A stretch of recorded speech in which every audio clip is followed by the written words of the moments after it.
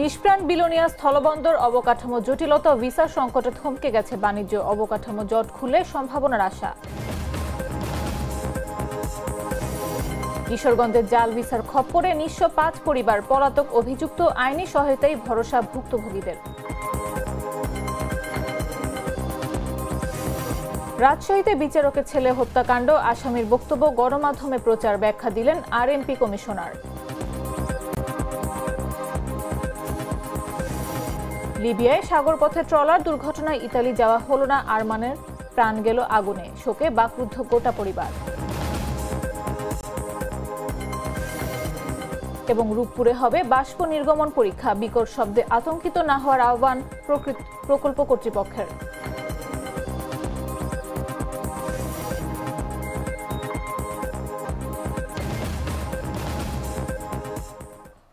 দেশ জুড়ে সংবাদে সবাইকে আমন্ত্রণ। সাথে আছে আমি নাফিস আব্দুল্লাহ। বাছাইকৃত লাল সরিষার দানা থেকে তৈরি হয় প্রাণ সরিষার তেল, আসল ঝাঁঝে আসল স্বাদে।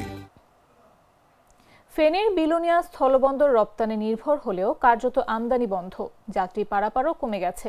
ভারতীয় ভিসা জটিলতা ও দীর্ঘস্থায়ী অবকাঠামোর সমস্যার কারণে বন্দরটি অলসতায় ভুগছে। বর্তমান কার্যক্রম সীমিত থাকায় শ্রমিকরা বেকার আর ব্যবসায়ীরা বন্দর ব্যবহার করতে অনুৎসাহিত হয়ে পড়ছে। সহজে নির্বাহী প্রকৌশলী বলছেন, ফেনী বিলোনিয়া সড়ক ৪ লেনের মানে উন্নীত হচ্ছে ২৫০ কোটি টাকার প্রকল্পে। কাজ শেষ হলেই বাড়বে সীমান্ত বাণিজ্য। প্রতিনিধির পাঠানো তথ্যচিত্র দিয়ে বিস্তারিত জাগো ডেস্ক রিপোর্টে।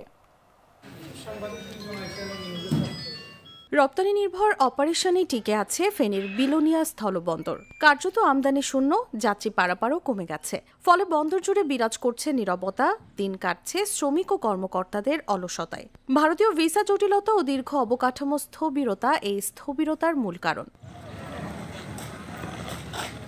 ফেনীর পরশুরাম উপজেলা সীমান্তে ২০০৯ সালে স্থলবন্দর ঘোষণা পেলেও কার্যক্রম শুরু হয় ২০২২ সালের ডিসেম্বরে। শুরুতেই আশাবাদ ছিল ত্রিপুরা সহ ভারতের উত্তর পূর্বাঞ্চলে বাংলাদেশি পণ্যের রপ্তানি বাড়বে এবং দুই দেশের বাণিজ্য ঘাটতি কমবে। কিন্তু ২০১৯ সালে বন্দর অবকাঠামো নির্মাণ কাজ বিএসএফ বন্ধ করে দেওয়ার পর ৬ বছরেও সমস্যার সমাধান হয়নি। সরেজমিনে দেখা যায় ফটকে কোনো ভিড় নেই, প্রশাসনিক ভবন ফাঁকা। হিসাবরক্ষক মোহাম্মদ হানিফ জানান, বন্দর দিয়ে রপ্তানি হলেও আমদানি প্রায় নেই বললেই চলে। ওয়্যারহাউস সুপার ইমাম হাসানের ভাষায়, মরিচ, আদা, বেল ছাড়া আর কিছুই আসে না। বিলোনিয়া স্থলবন্দরে ২০২৩-২৪ অর্থ বছরের টোটাল আমদানি হয়েছে ৩৬ মেট্রিক টন আর রপ্তানি হয়েছে ৯২,৪৪২ মেট্রিক টন। আমদানি বন্ধ থাকায় বেকার হয়ে পড়েছেন লোড আনলোড শ্রমিকরা বলেন, তারা মানবেতর জীবনযাপন করছেন। বিলোনিয়া বন্দরে আগে আমরা কাজকাম করে চলতাম, এখন তো কাজ কাবার একেবারে বন্ধ। এখন আমরা খেত কামারি করে চলি, কোনো রকম জীবন নির্বাহ করি। এভাবে কি আমরা দিন যাব? আমরা বন্দরের কাজগুলোর জন্য পূর্ণভাবে হয়, এটার জন্য আমরা সরকারের কাছে আকুল আবেদন করতেছি। স্থানীয় ব্যবসায়ীরা জানান, ১৯টি পণ্যের অনুমতি থাকলেও আসছে খুব কম, কারণ অবকাঠামো সুবিধা ও পরিবহন সমস্যায় এ পথ ব্যবহার করতে চাইছে না ট্রাক চালকরা। কারবাস করবো বলছে, কারবাসে আমরা গাড়িগুলো ডাইরেক্ট ঢুকে যাবার পরে আমরা এখন কোনো কাজ কাম নয়, আমরা বেকার রয়েছি, আমরা খুব কষ্টে জীবনযাপন করতেছি। বর্তমানে এই আশাই ভরসা, অবকাঠামো জট খুললে বন্দরটির সম্ভাবনা আবার জেগে উঠবে। নিউজ ডেস্ক, জাগো নিউজ। কুয়েতে যাওয়ার স্বপ্নে কিশোরগঞ্জের ইটনার ৫ দিনমজুর ৩২.৫ লাখ টাকা তুলে দিয়েছিলেন স্থানীয় দালালকে। ট্রেনিং ও ফিঙ্গার বৈধভাবে নেওয়া হলেও পরে জানা যায় ভিসা জাল, মিলছে না টাকাও। প্রতারণার সব হারিয়ে পথে বসেছে ৫ পরিবার। প্রতিনিধির পাঠানো তথ্যচিত্র দিয়ে বিস্তারিত জাগো ডেস্ক রিপোর্টে।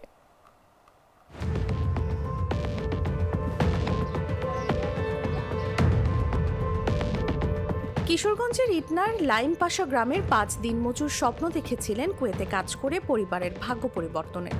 সেই স্বপ্ন পূরণে কেউ জমি বিক্রি করেছেন, কেউ করেছেন ধার দেনা। সব মিলিয়ে দালালের হাতে তুলে দিয়েছেন ৩২.৫ লাখ টাকা। কিন্তু শেষ পর্যন্ত তারা পড়েছেন জাল ভিসার ফাঁদে।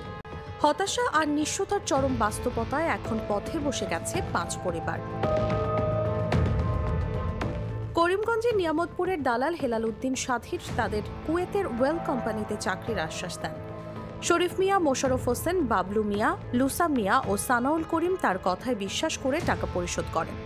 ৩ দিনের প্রশিক্ষণ, কারিগরি কেন্দ্রে ফিঙ্গার, সবকিছুই ছিল প্রতারণার অংশ। 7 জুলাই নগদ টাকা দেওয়ার পর ধীরে ধীরে তারা জানতে পারেন ভিসা সম্পূর্ণ জাল এবং বিদেশ যাওয়ার কোনো সুযোগ নেই। ভুক্তভোগীদের অভিযোগ, টাকা চাইতে গেলে হেলালের লোকজন তাদের উপর হামলা চালায়, এমনকি ডিবি পুলিশের নাম ব্যবহার করে ভয়ভীতি দেখানোর ঘটনাও ঘটেছে। তাদের আমরা 32,50,000 টাকা দিছি। এখন টাকা দেওয়ার পরে সে টাকা তো বিদেশ তো নিতে দেবে না, আমরা গেলে তার দ্বারা মারপিট করে। আমার ভূতের কাছে আমার ভূতে কোন ভুগানি ভুগাইছে হ্যাঁ জানে আর আল্লাহ জানে। আমার হাসটাই ফ্যামিলি অনুভব মারি। আমার বাড়ি ঘর তো তোমরা দেখতে যাও, আমি কি অবস্থায় আছি। আমার বাচ্চা কাচ্চা লই যাবি ওই যাবো হতে হতে সারা জায়গা নাই, যোগাযোগ নেই, কোনো কথাবার্তা নেই। এই ফুলাহানে মারছে, টাকা পয়সা চাইছে, আরো আমরা 10,000 টাকা বিকাশে নিয়ে এসে দিয়ে আমন লাগছে। আমরা বিছে হইলো জাল বিচা, এক্ষেত্রে জাল বিচা দিয়েছে। আমরা করে দেখলাম আমরা টাকা পয়সা সব নিচ্ছে, তা আমরা দেখা সাক্ষাৎ করে না গেলে আরো মারপিট করে। আমরা এটা বিচার চাই। অভিযুক্ত হেলাল বর্তমানে পলাতক রয়েছেন। কারিগরি প্রশিক্ষণ কেন্দ্র কর্মসংস্থান অফিস জানায়, ভিসা যাচাই তাদের দায়িত্ব নয়, এখন আইনি সহায়তায় একমাত্র ভরসা ভুক্তভোগীদের। আমাদের লিমিটেশন আছে যে সব ভিসা আমরা চেক করতে পারি না। আমার অফিসের আমি শতভাগ নিশ্চিত আমার অফিসের কেউ এতে সম্পৃক্ত না। যদি কেউ সম্পৃক্ত থাকে আমি তাৎক্ষণিক তার বিরুদ্ধে বিভাগীয় মামলার ব্যবস্থা করব। এখানে বিন্দু পরিমাণ কোনো ছাড় দেওয়া হবে না। বিচারকের ছেলের হত্যাকাণ্ডে পুলিশ হেফাজতে থাকা অবস্থায় অভিযুক্ত লিমন মিয়ার বক্তব্য গণমাধ্যমে প্রচার হওয়ায় আদালতে উপস্থিত হয়ে ব্যাখ্যা দিয়েছেন Rajshahi metropolitan police commissioner Mohammad Abu Sufian. বুধবার সকাল 9:30টার দিকে তিনি অফিসিয়াল প্রোটোকল ছাড়াই একটি প্রাইভেট কারে করে সাদা পোশাকে মেট্রোপলিটন ম্যাজিস্ট্রেট আশিকুর রহমানের আদালতে উপস্থিত হন। এ সময় তিনি আইনজীবীর মাধ্যমে আদালতের বিবিধ মামলা থেকে অব্যাহতির আবেদন করেন। আদালত এই বিষয়ে 1 ডিসেম্বর আদেশের জন্য দিন ধার্য করেছেন। আরএমপি কমিশনের আইনজীবী অ্যাডভোকেট জমশেদ আলী জানান, পুলিশ হেফাজতে থাকা অবস্থায় একজন সাংবাদিক অভিযুক্ত লিমন মিয়ার বক্তব্য ক্যামেরায় ধারণ করে সেটি প্রচার করেন। এটি করা যায় না, তাই আদালত বিষয়টি জানতে আরএমপি কমিশনারকে তলব করেছিলেন। পুলিশ কমিশনার আদালতের প্রতি সম্মান দেখিয়ে লিখিত জবাব দিয়েছেন। জবাবে তিনি আদালতকে জানিয়েছেন, এই ঘটনায় দায়ী পুলিশ সদস্যদের বিরুদ্ধে দাপ্তরিক ব্যবস্থা নেওয়া হয়েছে, তাই তিনি অভিযোগ থেকে অব্যাহতির আবেদন করেছেন। বিজ্ঞ আদালত থেকে একটা সম্মানিত পুলিশ কমিশনার মহোদয়কে শোকজ করা হয়েছিল, যেহেতু একটা মার্ডার কেসের সাথে একটা আসামি পুলিশ কাস্টডিতে ছিলেন। এটা মিডিয়াতে কীভাবে প্রচার হলো এটা কারণ ব্যাখ্যা করার জন্য, এবং কোর্টের আদেশ ছিল যে আপনি সশরীরে হাজির হয়ে কোর্টকে একটা জবাব দেবেন আদালতকে। সেই হিসাবে পুলিশ কমিশনার আইন ও আদালতের প্রতি শ্রদ্ধাশীল হয়ে উনি আজকে সকাল 10টায় বলেছিলেন, 10টাতেই উনি এসেছেন, 10টা বাজার 5 মিনিট আগে, এবং সেখানে উনি ওনার কারণ ব্যাখ্যা করেছেন। সে ব্যাখ্যায় উনি উল্লেখ করেছেন যে এটা পুলিশ হেফাজতে থাকা অবস্থায় হয়েছে, যারা এই দায়িত্বে ছিলেন তাদেরকে ওই পদ থেকে অব্যাহতি দেওয়া হয়েছে সাময়িকভাবে, এবং প্রসিডিং ওনাদের পুলিশ প্রশাসনের প্রসিডিং অনুযায়ী তাদের বিরুদ্ধে ব্যবস্থা নেওয়ার প্রসেসিং চলছে, এটা বলেছেন। এবং বলেছেন যে এই মামলাতে যেহেতু একটা মিসআন্ডারস্ট্যান্ডিং হয়েছে এবং যারা এগুলোর সাথে জড়িত আমরা তদন্ত করছি, করে আইনগত ব্যবস্থা নেওয়া হবে। আর উনি এই শোকজের জবাব থেকে অব্যাহতি চেয়েছেন। পরবর্তী পদক্ষেপে আমি রাষ্ট্রপক্ষ থেকে বলেছি, যেহেতু উনি শোকজের জবাব দিয়েছেন, এটা সাধারণত শোকজের জবাব দিলে মামলাটা থেকে অব্যাহতি দিয়ে দেওয়া হয়। স্বপ্নের ইউরোপ যাওয়ার পথে সাগর পথে ট্রলারে অগ্নিকাণ্ডে প্রাণ হারালেন কিশোরগঞ্জের ভৈরবের আরমান মিয়া। পরিবার পরিজনের সবকিছু বিক্রি করে ইতালির আশায় যাত্রা শুরু করেছিলেন তিনি, কিন্তু শেষ পর্যন্ত আর ফিরলেন না। ফিরল শুধু শোক ও নিঃস্বতা। 3 সন্তান সহ স্ত্রী নার্গিস বেগম আজ দিশেহারা। শোকে বাকরুদ্ধ পুরো পরিবার। প্রতিনিধিদের পাঠানো তথ্যচিত্র দিয়ে বিস্তারিত জাগর ডেস্ক রিপোর্টে। স্বপ্নের ইউরোপ। ইতালিতে যাওয়ার আশায় পরিবার পরিজনের সবকিছু বিক্রি করে দিয়েছিলেন কিশোরগঞ্জের ভৈরবের আরমান মিয়া, কিন্তু সেই স্বপ্নই শেষমেশ কাল হয়ে দাঁড়ায় তার জন্য। লিবিয়া থেকে সাগর পথে ট্রলারে ইতালির পথে যাত্রাকালে অগ্নিকাণ্ডে মঙ্গলবার প্রাণ হারান তিনি। খবরটি ফোনে জানান দালাল জসিম। 3 সন্তান সহ স্ত্রী নার্গিস বেগম আজ দিশেহারা। শোকে বাকরুদ্ধ পুরো পরিবার। শিবপুর ইউনিয়নের শম্ভুপুর আলুকান্দা এলাকার রেনু মিয়ার ছেলে আরমান মালয়েশিয়া থেকে 5 বছর পর দেশে ফিরেছিলেন। স্বপ্ন ছিল একটু ভালো কিছু করার, সন্তানদের ভবিষ্যৎ করার। গ্রামের দালাল জসিমের প্রলোভনে পড়েই 20 লাখ টাকা দামের জমি দলিল করে নেন। পাশাপাশি নগদ 10 লাখ টাকাও তুলে দেন ইতালির ভিসা ও সাগর পথের যাত্রার বিনিময়ে। সবকিছু ঠিক হয় একটাই প্রতিশ্রুতিতে, লিবিয়া হয়ে নিরাপদে ইতালি পৌঁছানো। আরমানের পরিবারের অভিযোগ, পারিবারিক বিরোধের জেরে আরমানকে পরিকল্পিতভাবে মৃত্যুর দিকে ঠেলে দেওয়া হয়েছে। দালালে সুন্দর টিকা পালা ব্যবহার করে আমরা লগে আমার টাকাটা এনকে জায়গা লিখা নিছে, 3 ঘন্টা টাকা লিখা দিছি, 10 লাখ টাকা দিছে, আর এনকে দিছে পরে তো আমার বাইরে বাংলাদেশ থেকে হ্যাঁ ইটালি নিছে, ইয়াত নিছে, লিবিয়া নিছে, লিবিয়া নিয়ে ছেড়ে কইছে ইটালি বাড়াইবো, আমার বাইরে এক্সট্রা পুরো বাড়াইবো। হ্যাঁ কইছে দরকার হইলে তুমি অতলা টাকা দিছো আমার বাইরে, তুমি টাকা দিছো অতলা, তোমার বাইরে এক্সট্রা করে আমি বাড়াই, তোমার বাইরে কোনো রিস্ক নাই। হ্যাঁ আমার বাইরে হ্যাঁ তুমি ডাঙ্কি না দোয়াইছে, আমার বাইরে মাইরে হালাই দিছে ভাই। কালকে একটা বই দিছে আমারে, তোমার বাড়িতে পৌঁছে গেছে, টাইম বেশি ঠিক আছে, পৌঁছে গেলে গা আমার বাড়িতে ফোনে দিব, হ্যার লগে যেটা গেছে হিরেটি ফোন দিছে, আমার বাড়ির পাশের বাড়ি, মানে হ্যার লগে একটা ফোন দিছে, আর কোনো ফোন টোন নাই। পরে কিছুদিন পর 2 দিন পর আমার পাইলাম এয়ারবোর্ট নাকি দালালি ফোন করছে, এয়ারবোর্ট তো আগুন লাগে বাস্ট গেছে, বুট আবার আগুন লাগায় বাস্ট হয়ে গেল, বুট আগুন লাগে বাস্ট হয়ে গেছে। হ্যাঁ বয়স দিছে, বয়সের মেয়ে গেছে, আমার ভাই গেছে গা, তখন আবার বয়সের পরে আবার আগুন লাগে বাস্ট গেছে গা, এটা কোন ধরনের কথা? ভৈরব থানার তদন্ত কর্মকর্তা জানান, পরিবারের অভিযোগের ভিত্তিতে প্রয়োজনীয় ব্যবস্থা নেওয়া হবে। আপনাদের কাছে যেটা শুনলাম যে একটা ছেলে লিবিয়া হতে ইতালি যাওয়ার জন্য সে প্রতিপদে সেরকম দুর্ঘটনা মারা গেছে, এই ব্যাপারে আমাদের কোনো কাছে কোনো আসে নাই, অভিযোগ আসে নাই, ভবিষ্যতে যদি লিখিত কোনো অভিযোগ আসে এবার আমরা আইনগত ব্যবস্থা নেব। এক সুন্দর জীবনের স্বপ্নে যে মানুষটি দেশ ছেড়েছিলেন, আজ তিনি লাশ হয়ে ফিরছেনও না, ফিরে এসেছে শুধু অসীম শোক আর নিঃস্বতার ভার। নিউজ ডেস্ক, জাগো নিউজ। দুধার চকলেটে একাকার হয়ে ওঠা প্রাণ লেয়ার, প্রাণ লেয়ার সম্পর্কের মিষ্টি ম্যাজিক। পাবনার ঈশ্বরদীতে অবস্থিত রূপপুর পারমাণবিক বিদ্যুৎ কেন্দ্র প্রকল্পে বাষ্প নির্গমন পরীক্ষা চালানো হবে। এ সময় উচ্চচাপের বাষ্প নির্গত হওয়ায় জেট ইঞ্জিনের মতো বিকট শব্দ সৃষ্টি হতে পারে। এ ধরনের শব্দে স্থানীয় বাসিন্দাদের আতঙ্কিত না হওয়ার আহ্বান জানিয়েছে প্রকল্প কর্তৃপক্ষ।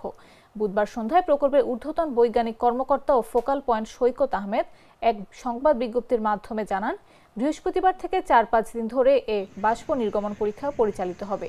বিজ্ঞপ্তিতে বলা হয়, রাশিয়ান সাধারণ ঠিকাদার জেএসসি প্রকল্প এলাকায় মেইন স্টিম পাইপলাইন ও স্টিম জেনারেটরের নিরাপত্তা যাচাইয়ের অংশ হিসেবে পরিকল্পিত পরীক্ষাটি সম্পন্ন করবে। পরীক্ষার সময় নির্দিষ্ট ভালভের মাধ্যমে উচ্চচাপের বাষ্প বায়ুমণ্ডলে নিঃসৃত হবে, ফলে কিছু সময়ের জন্য তীব্র শব্দ শোনা যেতে পারে।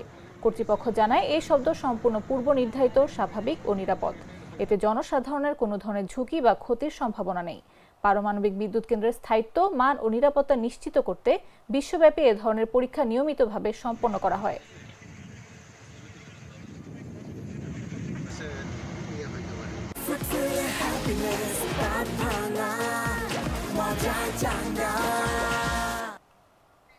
বরিশাল ভোলা নৌ রুটে সেতুর দাবি জানিয়ে পায়ে হেঁটে ঢাকামুখী লং মার্চ করেছে একদল তরুণ। তবে হেঁটে পদ্মা সেতু পাড়ি দেওয়ার অনুমতি না পেয়ে সাঁতরিয়ে নদী পারের চেষ্টা করেন তারা।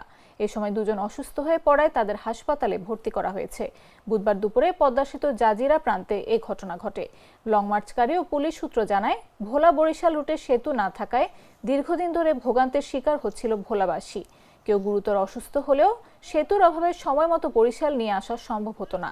বিষয়টি নিয়ে একাধিকবার বিভিন্ন দপ্তরে জানানো হলেও সেটি কাজে আসেনি। পরে সেতু নির্মাণের দাবি জানিয়ে ভোলার 20 যুবক হেঁটে ঢাকার সেতু ভবন পর্যন্ত লং মার্চের সিদ্ধান্ত নেয়। 11 নভেম্বর ভোলার চর ফ্যাশন টাওয়ার থেকে তারা পদযাত্রা শুরু করেন। লং মার্চের 8তম দিনে পদ্মা সেতুর শরীয়তপুর জাজিরা প্রান্তে উপস্থিত হন। তবে কর্তৃপক্ষের অনুমতি না পেয়ে 6 কিলোমিটার পদ্মা নদী সাঁতরিয়ে পার হওয়ার সিদ্ধান্ত নেন তারা। তাদের মধ্যে 10 জন সাঁতার শুরু করলে কিছু দূর এগোনোর পর এদের মধ্যে নোমান হাওলাদার ও তানজিম নামের 2 যুবক অসুস্থ হয়ে পড়েন। পরে তাদের উদ্ধার করে মাদারীপুরের শিবচর উপজেলার পাঁচচর এলাকার একটি বেসরকারি হাসপাতালে নিয়ে যাওয়া হয়।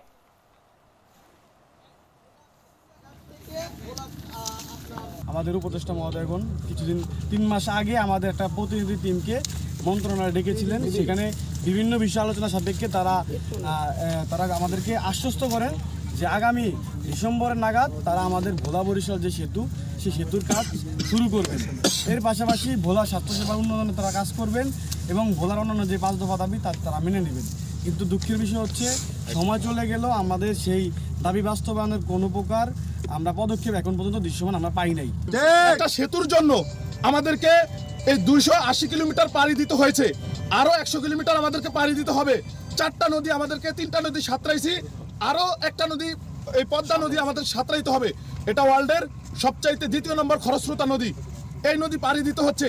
এইটা আমাদের ব্যর্থতা না, এইটা এই রাষ্ট্রের লজ্জা যে একটা সেতুর জন্য আমাদের মতো সাধারণ শিক্ষার্থীরা আমাদের এই জীবন।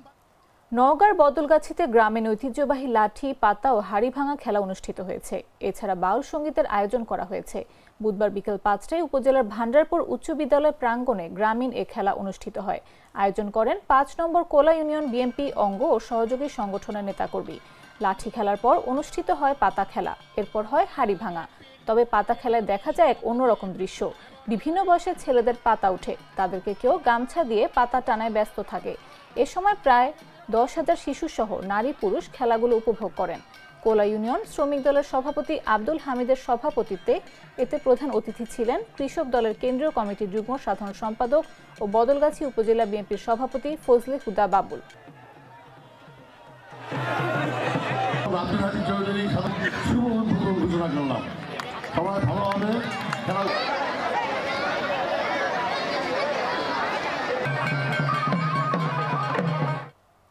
সংবাদ শেষ করার আগে শিরোনামগুলো জানিয়ে দিচ্ছি আরো একবার।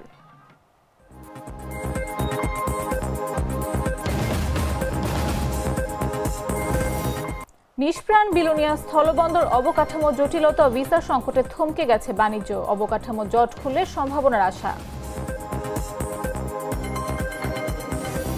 কিশোরগঞ্জে জাল ভিসার খপ্পরে নিঃস্ব 5 পরিবার, পলাতক অভিযুক্ত। আইনি সহায়তায় ভরসা ভুক্তভোগীদের। রাজশাহীতে বিচারকের ছেলে হত্যাকাণ্ড, আসামির বক্তব্য গণমাধ্যমে প্রচার, ব্যাখ্যা দিলেন আরএমপি কমিশনার। লিবিয়ার সাগরপথে ট্রলার দুর্ঘটনায় ইতালি যাওয়া হলো না আরমানের, প্রাণ গেল আগুনে, শোকে বাকরুদ্ধ গোটা পরিবার।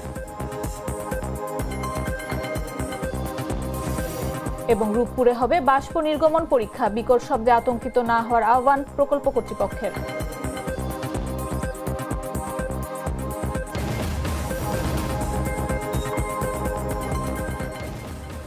দর্শক, এই ছিল এখনকার মতো।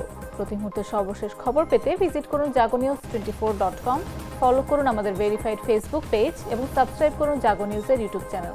এতক্ষণ সাথে থাকার জন্য ধন্যবাদ সবাইকে।